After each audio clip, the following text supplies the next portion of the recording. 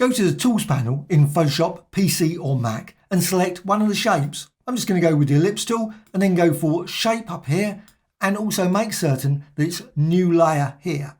So new layer. If you can't see this panel, go to Window and Options. Make certain that's on. Then create your vector design. So there it is, vector design. What you can then do is you can go over here and you can add another shape. But before you do that, go up here, make certain that's combine shapes. So set that to on. So now you can see combine shapes. So now you can see a little plus there. So it's added to this design. Hasn't added a new layer, just added a new design here. What you can then do is go up here and subtract front shape. So subtract front shape. Now I can go over here again, go to maybe a different design, maybe triangle tool, and you can still see it set to minus. I'm just going to quickly add that design.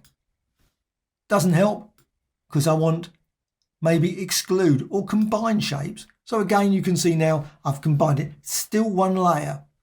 Again, I can go maybe for another shape. So rectangle tool, and I'm just going to add it. And again, that's set to plus. Once you've got that, then you can go up here and maybe go for subtract front shape again. So you can see you can now cut through. It's all still one shape. That's the key thing. Once you've done that, you can go over here to Path Selection tool and you can move things around. So you can select them. Just move that around if you want, and you can move that. And also what you can do, you can go up here and say, well, I don't want that to be that again. I want it to be intersect. So obviously you lose all that, or exclude, and you can vary it. So you can just set the settings, combine shape, or maybe go to this one and move that around again, and then turn around and say, well, I don't want it to be subtract. I want it to be exclude. So you can just vary it. Sometimes it will have an effect.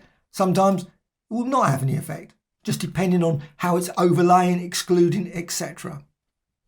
So again, key thing, go and create a shape. So rectangle this time, just going to quickly create that shape. And the key thing is new layer. So you've got a new layer there. I'm going to set it to combine shape. Then go and add another one, and you can see again that plus there. Simply add that design. So you've got that, you've got the other one as well. And again, you go up here and you can say subtract front shape. And again, you can see now, still one layer cutting through the design. And also you can vary it. Of course, you can always say exclude if you want. But I'm going to go with subtract. Then I'm just going to add another one. So another one there. And again, that's set to minus or subtract. I can go to combine shapes. And then again, add it again. And then go to, say, subtract. Add it again. And then go up here again, combine shapes. And as soon as you apply it, what you can do, apply it, then go up here and you can set the setting. That's the logic, I think, for this tool. Slightly odd way of doing it, but that's the way it works. What you can do once you've done that, you can move things around. You can resize things. You can go with Path Selection, select any of these designs, move them around and create all number of combinations. What you can also do is, with them all selected, simply go up here and go to Merge Shape Components. So it's all merged into one complete shape, and you can't then use these features. Hope you found this of interest. Thank you much.